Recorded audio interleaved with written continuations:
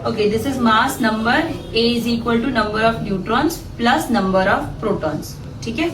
Ma'am mass of atom में सिर्फ neutron और प्रोटॉन ही क्यों लेते हैं, जबकि इलेक्ट्रॉन भी तो एटम में प्रेजेंट होता है, उसका मास क्यों नहीं लेते?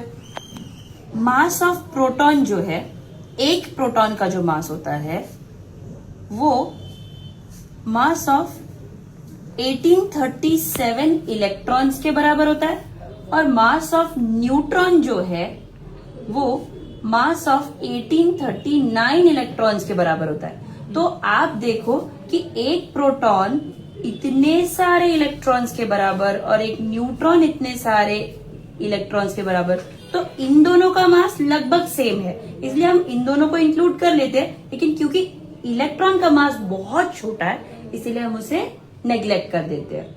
तो अगर इवन हमारे पास 118 एलिमेंट्स है, उसमें भी 118 इलेक्ट्रॉन्स होंगे, लेकिन वो भी मिलके एक प्रोटॉन का मास नहीं बना सकते। समझ आ गया?